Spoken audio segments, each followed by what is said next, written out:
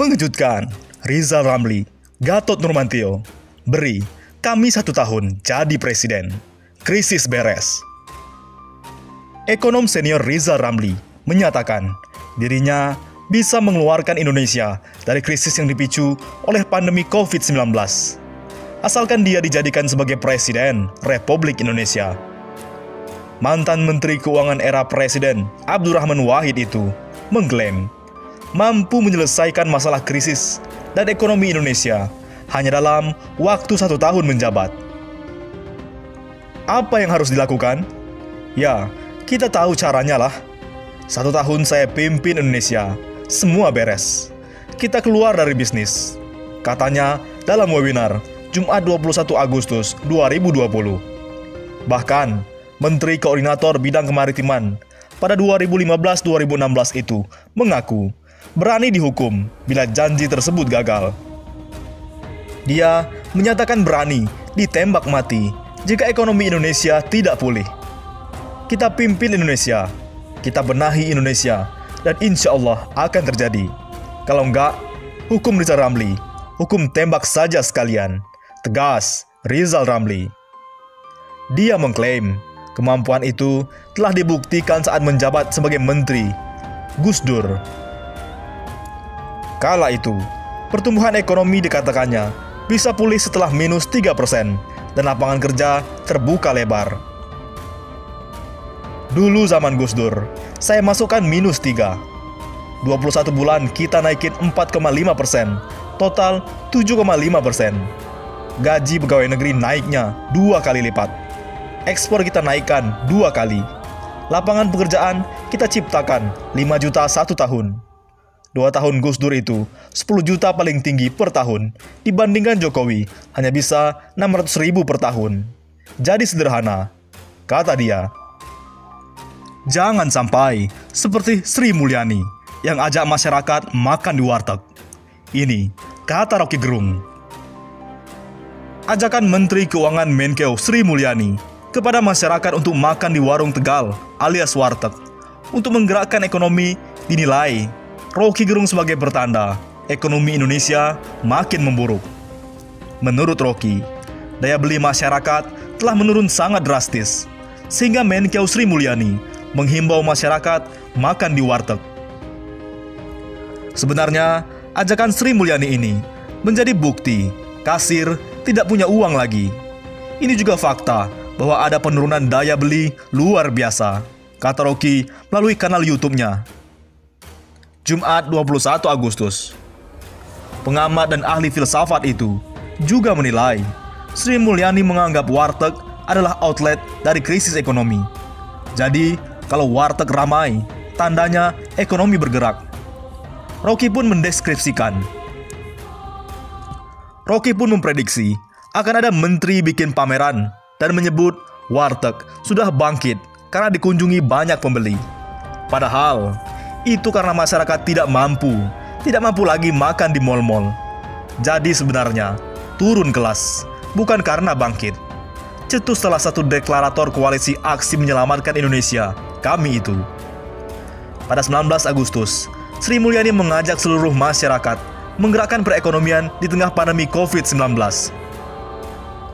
Pemulihan ekonomi, kata Sri Mulyani, tidak bisa hanya berekspektasi dan bergantung pada pemerintah.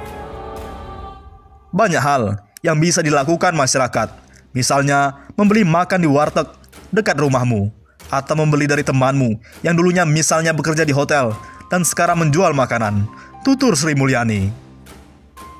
Sungguh solusi yang mantap. Oleh karena itu, menteri-menteri Jokowi tukar cawan emas jadi batok kelapa. Sedikit saya beri ilustrasi. Para pembesar kolonial dulu menyebut Indonesia sebagai Netherlands Overseas atau Netherlands in the Tropics karena mereka menguasai alam Nusantara. Kekayaan dapat dikuasai karena penguasa pribuminya psikopat atau penjilat. Jadi, suksesor bagi tanam paksa, kerja rodi, dan berbagai praktek ekonomi yang menindas. Para psikopat ini mengandalkan kekuasaan pada asing yang mendikte. Umumnya karena secara finansial kerajaan-kerajaan di Nusantara memang miskin, walaupun kekayaan alamnya berlimpah. Sifat lainnya ialah gampang dipecah belah, divide et impera, seperti hari ini.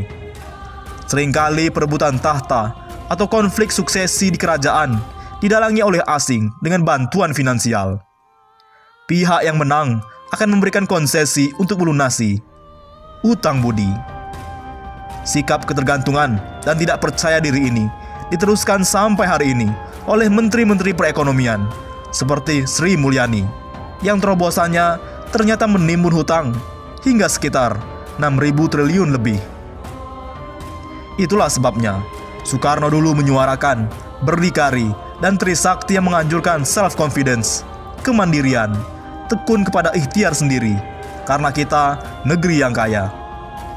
Tokoh nasional Rizal Ramli mengibaratkan Indonesia bagaikan cawan emas. Karena kekayaan alamnya, kalau didedikasikan untuk rakyat, mampu menjadikan bangsa ini berdikari.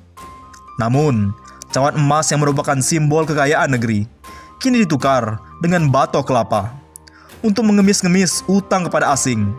Suatu siklus sejarah yang terulang lagi hari ini. Sehingga Rizal Ramli pernah menyatakan perlunya meninjau ulang sejarah Indonesia, revisiting Indonesian history. Sebab-sebab apa yang mengakibatkan bangsa ini dijajah ratusan tahun dan berlanjut sampai sekarang dalam bentuk kolonialisme baru. Di zaman Malaysia, yang oleh lidah buaya disebut zaman meleset batok kelapa, memang populer sebagai atribut peminta-minta. Karena kemiskinan merajalela dan orang lebih suka hidup di bui karena masih dapat makan 2 kali sehari. Mula-mula batok kelapa dipakai untuk meminta beras. Karena beras tak ada maka diharapkan uang besenggol. Tragis ironis, negeri rayuan Pulau Kelapa dan nyur melambai yang bagaikan cawan emas ini kini menyisakan batok kelapa belaka. Cawan emasnya digondol maling karena tuan rumah membiarkan maling masuk rumah ke dalam untuk menggasak sepuasnya. Oleh karena itu, Rizal Ramli sekali lagi menegaskan, tidak kompeten hadapi resesi. Suruh presiden dan menterinya ketemu saya. Ancaman resesi yang sudah berada di depan mata tampaknya tak disikapi oleh pemerintah. Rizal Ramli kembali mengingatkan, pemerintah tidak punya gagasan dan strategi yang jelas untuk keluar dari persoalan di tengah pandemi COVID-19. Jadi, kalau masih percaya pemerintah bisa bawa Indonesia keluar dari krisis, aduh, sorry deh, pemerintah kita itu nggak punya kompeten. Sindir Rizal Ramli saat menjadi pembicara tanya jawab Cak Ulung bertajuk Selamat dari Resesi ala Rizal Ramli yang digelar secara virtual Jumat 21 Agustus. 1 tahun deh Rizal Ramli pimpin Indonesia. Kita beresin dari krisis. Kalau nggak bisa, hukum Rizal Ramli. Tembak saja sekalian. Pungkas Rizal Ramli. Bagaimana menurut pendapat Anda?